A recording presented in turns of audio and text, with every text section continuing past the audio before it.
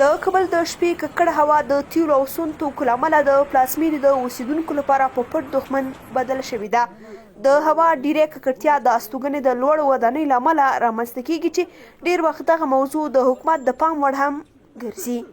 د ژمي په رارسېدو سره په کابل کې د هوا د ککړتیا کچه تل لوړیږي. د کابل اوسیدونکي وایي چې د نوي کال په رارسېدو سره ایله د راحت ساه واخلي. آپارتمان‌هایی که در کابل وجود دارن اینا از مواد سوختیشان از سنگ زغال اینا استفاده میکنن و این سنگ زغال و این پلاستیک باعث میباشن که همین هوا را آلوده میسازن. اینا بلند منزل جوړ شوی دي لکه غیر قانوني په حساب جوړې دي. دلته د زغال سنگ استعمالوي ټوله، نو د دې د وجه چې کله موسم بدلیږي جمع کېږي زغال سنگ استعمال ډیریږي. بل غټ مشکل د موټرو دی چې د قانوني په توګه ورته نظر نه کېږي، لوګي دی دود دی استعمالیږي. د کابل د چاپیریال ساتنې ریاست وایي چې تر دې دمه له 614 راجستر شویو لوړو ودانیو څخه 115 کې تصفیه خانې نصب کړي دي. خو د دغه ریاست په وینا چې دا لوړې ودانۍ د شپې له تیارو څخه په استفادې د تصفیه ماشینونه بندوي. چالش اصلی ما از طرف شب است.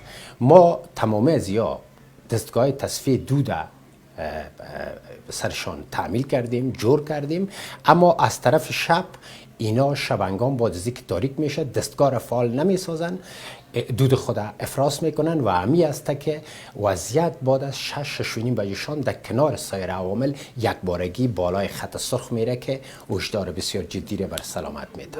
د عامه روغتیا وزارت په وینا چې هر کال په افغانستان کې د هوا د ککړتیا له امله له رامنځته کېدونکو ناروغۍ څخه ګڼ شمېر خلک مړه کېږي.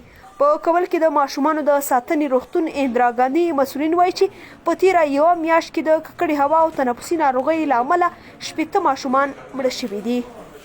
په حدود د 100-200 کې موږ هره میاشت تقریبا وفیات لرو په دې شفاخانه کې، او د هوا ککړتیا د دې عمده علت ده.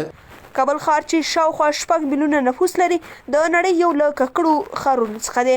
که څه هم دولتي ادارې هر کال د هوا د ککړتیا پر وړاندې د جدي مبارزې راپور ورکوي، خو د خلکو په وینا چې تر اوسه پورې په پلازمېنه کابل کې د هوا ککړتیا د مخنیوي په برخه کې د پام وړ بدلون نه دی راغلی.